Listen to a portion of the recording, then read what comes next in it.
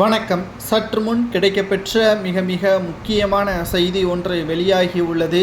திராவிட முன்னேற்ற கழகத்தின் மிக முக்கியமான அமைச்சர்கள் பதவி பறிக்கப்படுவதோடு கூண்டோடு சிறைக்கு செல்வார்கள் என்று ஆளுநர் RN ரவி அவர்கள் தெரிவித்திருக்கிறார்.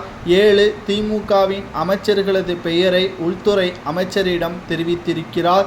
மேலும் அமலாக்கத்துறை அதிகாரிகளிடம் தற்பொழுது இந்த அனைத்து ஆவணங்களையும் கொடுத்து இந்த மாத இறுதிக்குள் நடவடிக்கைகள் மேற்கொள்ள வேண்டும். வீடுகளில் மற்றும் அலுவலகங்கள், உறவினர்களது வீடுகள் அனைத்திலும் சோதனைகளை நடத்தி வருமானத்திற்கு அதிகமான கருப்பு பணங்களையும் சட்டத்திற்கு புறம்பான பண பரிவர்த்தனைகளையும் கண்டுபிடித்து உடனடியாக சிறையில் அடைக்கப்பட வேண்டும். செந்தில் பாலாஜியை போல் கால நீட்டிப்பு செய்யாமல் தகுந்த ஆதாரங்கள் அனைத்தும் தற்பொழுது கிடைக்க பெற்ற வகையில் அனைத்தையும் உரிய நேரத்தில் சரியாக நடைமுறைப்படுத்த வேண்டும் என்று ஆளுநர் உத்தரவுகளை பிறப்பித்திருக்கிறார்.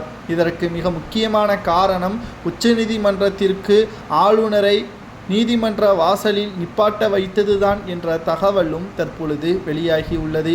ஏனென்றால் திராவிட முன்னேற்ற கழகத்தை பொறுத்தளவிற்கு ஆளுநருக்கு இடையான மோதல்கள் எப்பொழுதுமே இருந்து கொண்டுதான் உள்ளது.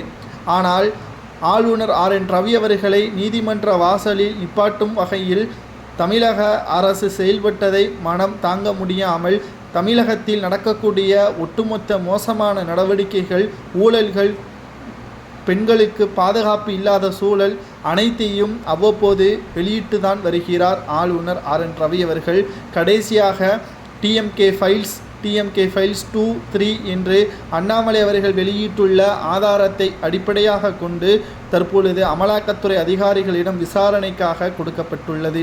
இந்த விசாரணையின் முடிவில் குற்றவாளிகள் உறுதி என்று அமலாக்கத்துறை அதிகாரிகள் மூலமாக நீதிமன்றம் கூறிவிட்டால் அவர்களது பதவி பறிக்கப்படுவதோடு ஆட்சியே கலைக்கப்படலாம் என்ற தகவல்தான் தற்பொழுது வெளியாகியுள்ளது.